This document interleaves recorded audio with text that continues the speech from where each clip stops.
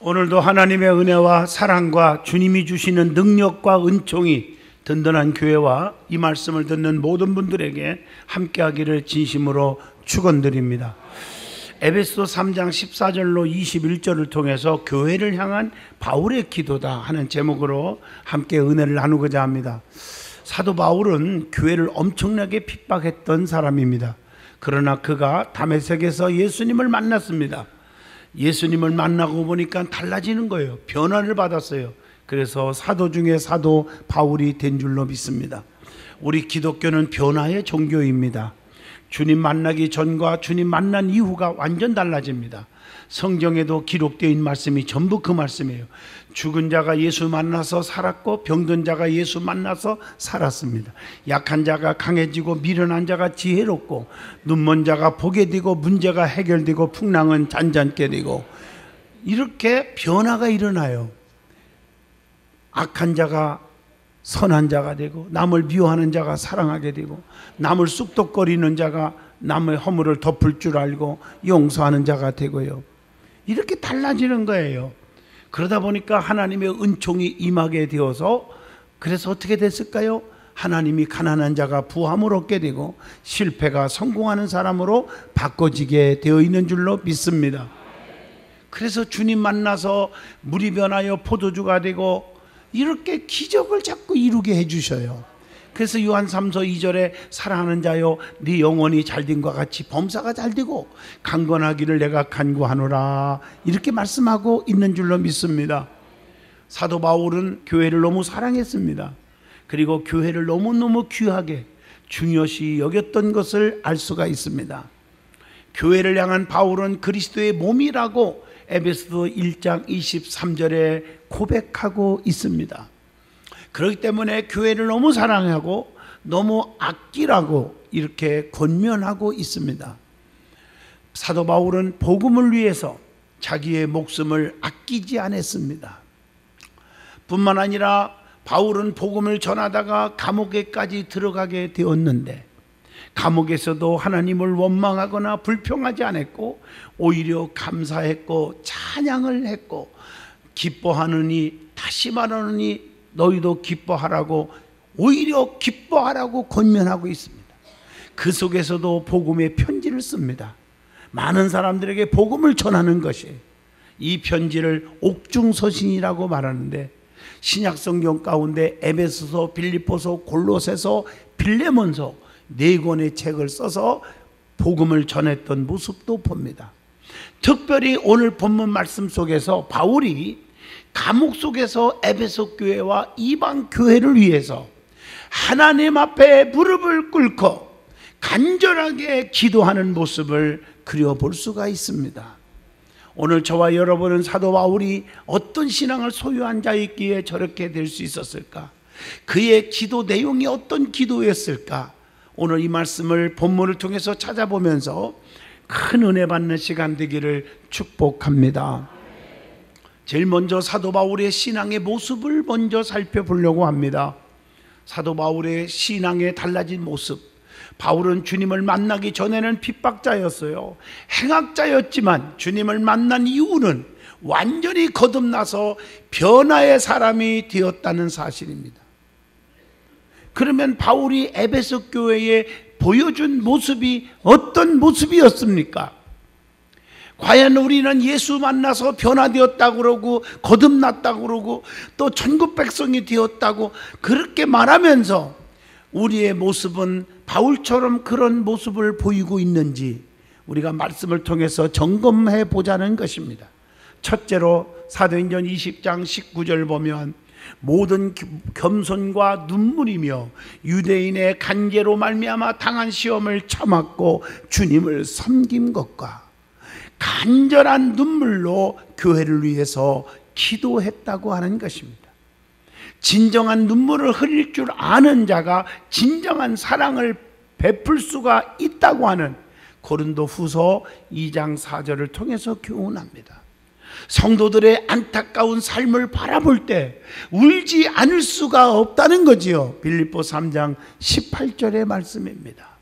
그러므로 우리도 교회를 눈물의 기도와 사랑으로 진심으로 섬길 수 있기를 바랍니다. 두 번째, 바울은 겸손으로 교회를 섬겼습니다. 부르심에 합당한 삶은 겸손과 온유로 사는 것이라고 에베소서 4장 2절에 말씀합니다. 겸손의 삶은 예수 그리스도를 닮아가는 삶이에요. 그래서 마태복음 11장 29절에 나는 마음이 온유하고 겸손하니 나의 멍에를 메고 내게 배우라, 이렇게 말씀하고 계십니다. 뿐만 아니라 베드로전서 5장 3절을 통해서 일을 맡은 자에게는 주장하는 자세를 하지 말고 양무리들의 본이 되어야 한다는 것입니다. 세 번째로 바울은 담대하게 복음을 전하고자 했다고 하는 것이 에베소 6장 19절을 통해서도 알 수 있습니다. 때를 얻든지 못 얻든지 복음을 담대히 전하는데 힘쓰라고 디모데후서 4장 2절에 말씀했지 않습니까? 사도 바울은 사도행전 3장 16절을 보면 어디든지 복음을 담대하게 전했습니다. 하나님이 모세의 후계자 여호수아를 세울 때도 하나님의 영광을 위해서 쓰임받는 그 종에게 여호수아 1장에 보면 5절에 강하고 담대하라, 강하고 담대하라, 자로 나오르나 치우치지 말라. 그렇게 되면 내가 모세와 함께 있던 것 같이 너와 함께 있을 것이며 내가 너를 떠나지 아니하며 버리지 아니할 것이며 네가 어디를 가든지 무엇을 하든지 평탄하게 될 것이며 형통케 하리라, 이렇게 약속하고 있습니다. 우리 믿음의 사람들은 겸손해야 돼요.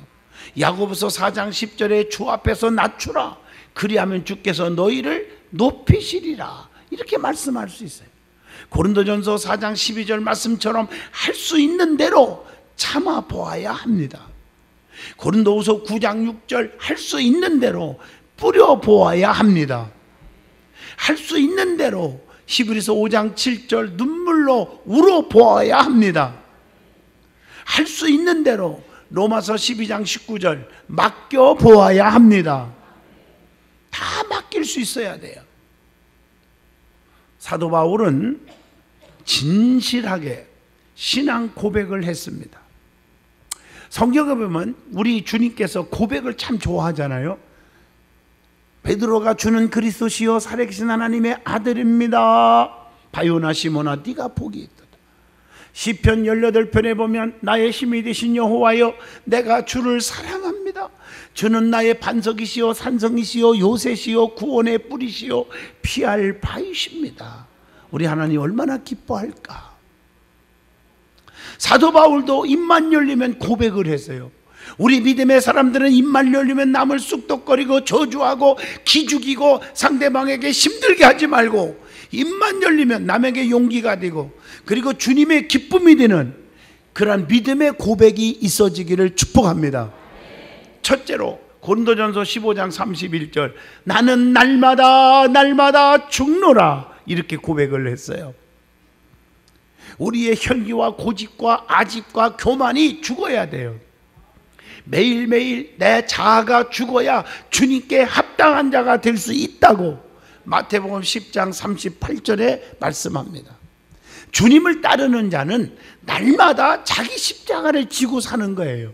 누가복음 9장 23절에 보면 아무든지 나를 따라오려거든 자기를 부인하고 날마다 제 십자가를 지고 나를 따를지니라, 이렇게 말씀했어요. 그리고 주를 위해 죽으면 주께서 다시 어떻게 해준다? 살려주신다고 디모데후서 2장 11절에 말씀하고 계십니다. 두 번째로 고백입니다. 갈라디아서 6장 17절 보면 내 몸에 예수의 흔적을 가졌노라, 이렇게 고백을 하고 있어요.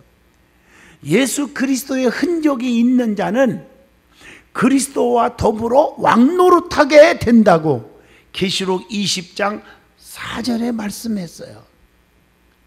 우리의 몸에는요 예수님과 마귀의 흔적 중 하나가 있대요. 계시록 13장 16절입니다. 그 성경에 양면으로 나누어져 있음을 계시록에 나오죠. 작은 자나 큰 자나 또 부자나 가난한 자나 자유인이나 종이나 오른손에 이마에 표를 받는 자나 그렇지 못한 자가 갈라져 있어요. 우리는 예수의 영으로 능력으로 하나님 앞에 인침받기를 축복합니다. 세 번째 고백입니다. 그리스도의 남은 고난을 내 육체에 채우노라. 이렇게 골로새서 1장 24절에 고백을 합니다. 우리 몸에 고난을 채우면 위로로 넘치게 된다고 고린도후서 1장 5절에 말씀합니다. 하나님의 상속자는 영광을 얻기 위해서 고난도 받을 줄 알아야 돼요. 로마서 8장 17절의 말씀입니다. 그리고 네 번째 바울의 고백을 보면 로마서 1장 14절에 지혜 있는 자나 어리석은 자에게 다 내가 빚진 자로다. 여러분, 복음의 빚진 자예요. 그래서 우리는 빚을 갚아야 돼요. 그게 복음 전도입니다. 다섯 번째로 바울은 디모데전서 1장 15절에 죄인 중에 내가 괴수니라 이렇게 고백을 했어요. 더 은혜로운 고백이 있어요. 여섯 번째 고린도전서 15장 8절에 맨 나중에 만삭되지 못하여 난자 같은 내게도 주님이 보이셨느니라. 만삭되지 못하여 부족한 자라고 고백을 합니다. 얼마나 멋있어요. 여러분, 사도 바울처럼 귀한 자가 어디 있어요? 그런데도 자기 자신을 가리켜서 만삭되지 못하여. 우리는 조금만 신앙생활하고 뭔가 누가 알아주고 직분좀 가지면 목에 힘이 들어가고 왜 그런지 몰라요. 평신도보다 못할 때가 많잖아요. 우리 사도 바울은 영역이 생기고 하나님이 함께 하시는데도 불구하고 입에서 나오는 말은 나는 만삭되지 못한 자라고 이렇게 고백을 하고 있습니다. 그러니까 은혜가 더 충만해지는 거죠. 그러니까 하나님이 더 도와주시는 거죠. 일곱 번째로 고린도전서 15장 10절에 내가 나된 것은 하나님의 은혜로 된 것이니 하나님의 은혜로 되었다고 고백합니다. 지식과 명예와 권세와 재물을 자랑하지 않았어요. 로마의 시민권 가진 것을 자랑하지 않았습니다. 그리고 사도 바울이 믿음의 처세 방법을 배워야 합니다. 상황에 따라서 바울은 어떤 믿음의 처세를 보여줬을까? 고린도전서 4장 12절 13절을 보면 감동을 주고 있습니다. 첫째, 고린도전서 4장 12절에 모욕을 당한 즉 축복하고. 여러분, 남한테 모욕을 당할 때 저주하지 않고 축복을 해줬대요. 또 고린도전서 4장 12절 박해를 받은 즉 참고. 멋있죠? 성도가 환난을 당해도 담대할 것은 요한복음 16장 33절 때문입니다. 세상에서는 너희가 환난을 당하나 담대하라. 내가 세상을 이기었노라. 멋있잖아요. 예수 그리스도 안에서 경건하게 살고자 하면 뭘 받습니까? 핍박과 박해를 받는다고 디모데후서 3장 12절 맞습니다. 교회 안에서도 바르게 살고 진실하게 살다 보면요, 믿음 없는 사람들을 통해서 손가락질도 당하고 핍박도 받아요. 교회 안에서도요, 교인들끼리 왕따도 당해요. 괜찮아요. 그분이 하나님의 사람입니다. 고린도전서 4장 13절 보시면 비방을 받은 즉 권면하니. 여러분, 사람들 앞에 비방받을 때가 있잖아요. 권면하세요. 또 사람들이 볼 때 아무개 목사, 아무개 장로, 아무개 성도하고 누가 비판하면요, 그래 진짜 그랬다냐, 아유 그런 사람들이 왜 그러나 몰라. 합세하지 말고요, 동조하지 말고요, 조용히 그럴 수도 있고 네가 잘못 판단하는 거야, 그렇게 생각하지 마, 부정적으로 살지 마 하고 권면하라고 했어요. 권면을 안 하고 그냥 같이 합세하고 동조하고 예수님보다 상대방이 더 귀한가 봐. 조심하세요. 성도는 비방을 받고 고통스러울 때는 누구를 생각해야 되느냐? 히브리서 12장 3절 낙심하지 말고 예수님을 생각하시기를 바랍니다. 그리고 로마서 12장 21절 악에게 지지 말고 선으로 이겨야 한다겠어요. 이기시길 바랍니다. 그리고 오늘 본문 14절로 21절을 보시면 에베소 교회를 향한 사도 바울의 간절한 기도가 나와요. 이 기도를 여러분에게 소개하면서 저와 여러분은 이런 기도가 있어지기를 바랍니다. 바울은 복음을 전하다가 감옥에 갇혀 있어도 에베소 교회를 향해서 간절히 기도했습니다. 그의 기도 내용을 통해서 은혜가 되기를 바랍니다. 첫째, 오늘 본문 16절입니다. 속사람을 강건하게 해달라고 기도했습니다. 성도들의 속사람이 성령과 말씀의 능력을 통해서 강건하게 하시며 능력 있는 성도가 되게 해주세요 하고 기도했다는 것이죠. 여러분, 속사람이 강건해지려면 어떻게 해야 돼요? 하나님의 능력을 받아야 돼요. 에베소서 6장 10절에 말씀합니다. 그래서 사도행전 1장 8절에 성령을 받으라는 거예요. 성령을 받아야 권능이 와서 예루살렘, 온 유다, 사마리아와 땅끝까지 이르러 증인이 될 수가 있는 것입니다. 그 안에서 중직이라고 목에심만 주고 1년 12달 가도 한 생명도 건지지 못한다면 그건 성령 충만한 사람이 아닙니다. 성령에 충만하면, 성령이 임하시면 뭐가 와요? 은사가 나타나요. 은사. 사도행전 2장 1절로 4절에 막 방언하기를 시작하니라. 고린도전서 12장에 보면 9가지 은사가 쫙 나와요. 그래서 지적 은사, 지식, 지혜, 분별, 정적 은사, 방언, 예언, 통역, 의지적 은사, 믿음, 능력, 신유, 막 은사가 나타나요.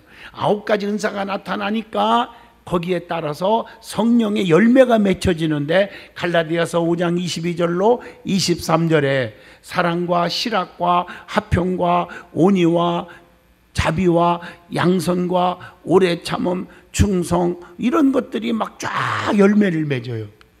그래서 내가 성령을 받았는지, 성령 충만하지 못한지, 성령 충만한지 마귀 충만인지 본인이 알려면요, 열매가 있는지를 보면 알아요.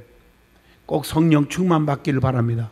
그래서 하나님이 주시는 영적인 능력, 전신갑주를 입으라고 에베소서 6장 14절로 17절에 권면하고 있습니다.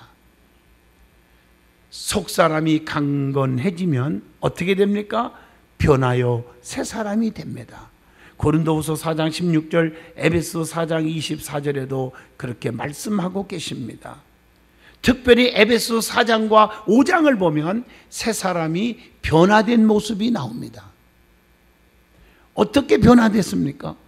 에베소 4장 25절 보면 거짓을 버리고 이웃과 더불어 참된 것을 말한다고 했습니다. 또 에베소 4장 26절을 보시면 분노가 있어도 오래 품지 않고 그것으로 죄를 짓지 않는다고 했습니다. 에베소 4장 28절을 보면 다른 사람들에게 부당한 이익을 취하지 않는단 말이에요. 도둑질도 하지 않아요. 에베소 4장 28절을 보시면 자신만을 위해서가 아니라 이웃을 위해서 노동의 수고를 행하게 된다고 말하고 있습니다. 선한 일을 한다는 것이죠. 에베소 4장 29절에 보면 더러운 말을 버리고 선한 말로 이웃에게 은혜를 끼친다고 말하고 있습니다. 우리는 선한 말로 덕을 세우시기를 주의 이름으로 축복합니다. 그리고 에베소 4장 31절 보면 너희는 모든 악독과 노함과 분냄과 떠드는 것과 비방하는 것을 모든 악의와 함께 버리고, 악의와 함께 일절 끊어버리라는 것입니다. 에베소 4장 32절 보면 서로 친절하게 하며 불쌍히 여기며 이웃을 인자하게 대하고 긍휼히 여기라는 것입니다.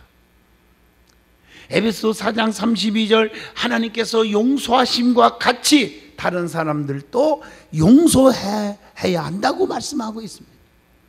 이게 믿음이에요. 에베소 5장 3절을 보면 음행과 탐욕은 이름조차도 부르지 않으며 멀리하라고 말씀합니다.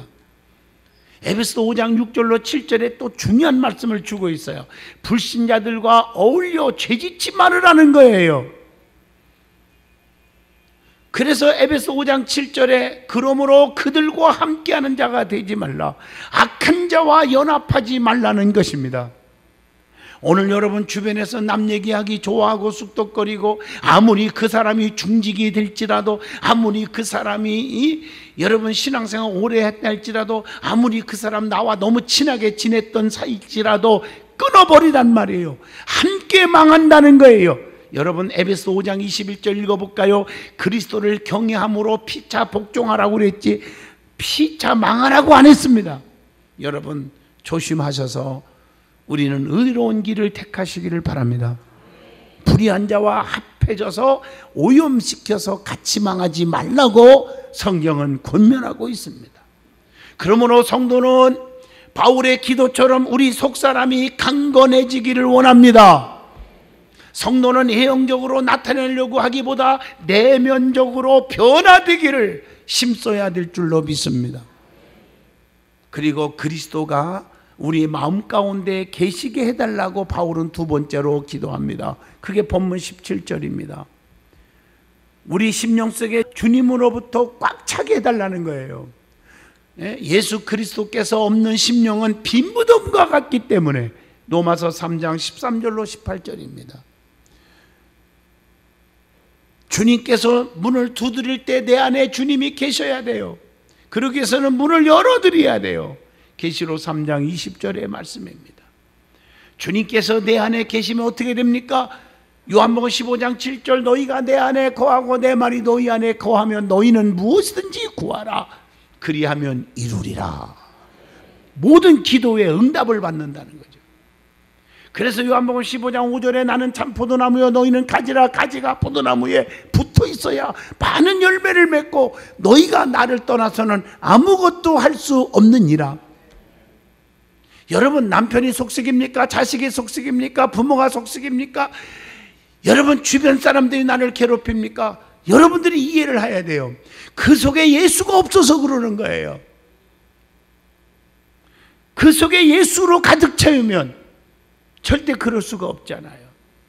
예수 그리스도를 믿는 자들은 예수 안에 있어야 되듯이 모든 사람들이 주 안에 있어야 돼요. 안에 있어야 돼요. 안에 있는 것이 중요한 거거든요. 창세기 7장 23절 노아 방주 안에 있는 8식구만 구원받았어요.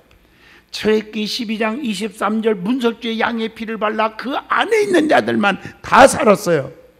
여호수아 2장 21절 붉은 줄을 내걸고 그 안에 있던 라합의 가족들만 다 살았어요. 사도행전 3장 8절 미문에 구걸하던 거지가 예수 안에 성전 안으로 들어왔어요. 그래서 다 모든 문제가 해결받았어요.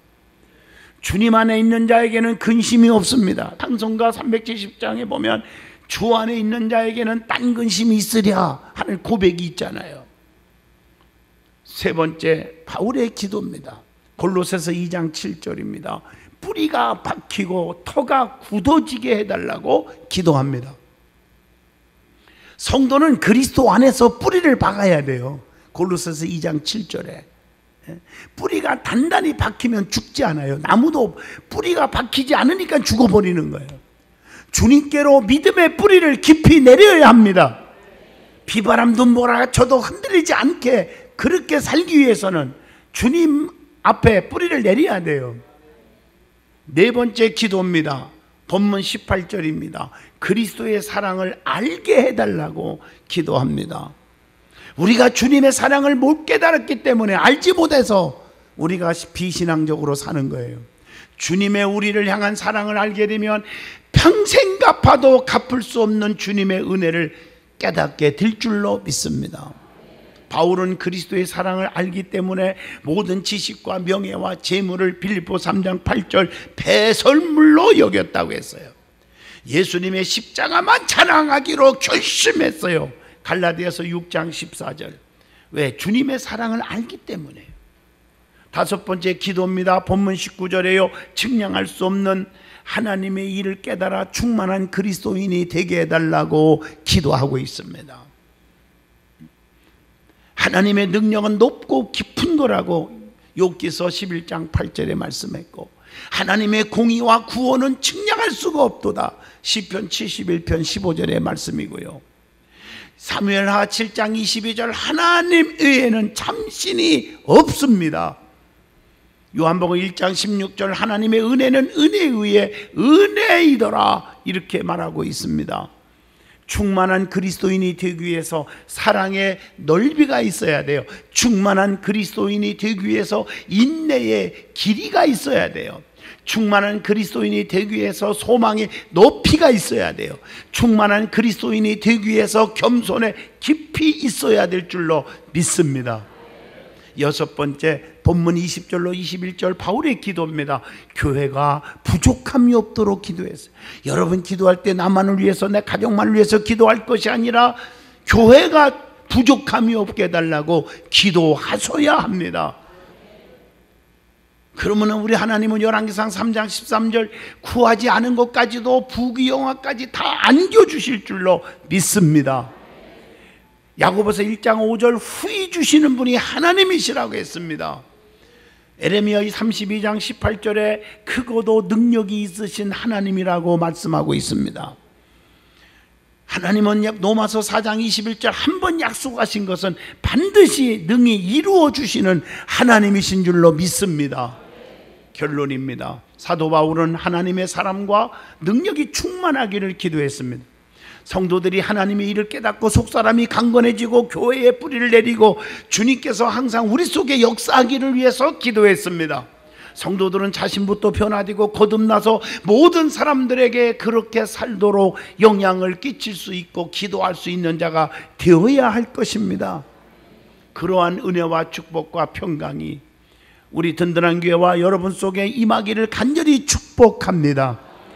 지금도 우리 하나님은 살아계셔서 암덩어리가 녹아지고 귀신이 떠나고 이명이 없어지고 죽을 자가 살아나는 기적이 일어나고 있습니다. 우리는 하나님의 능력을 의지하고 삽시다. 힘으로 되지 않고 능으로 되지 않고 오직 여호와의 신으로만 된다고 했으니 그분을 붙잡고 사는 기적을 이루는 교인들이 되기를 바랍니다.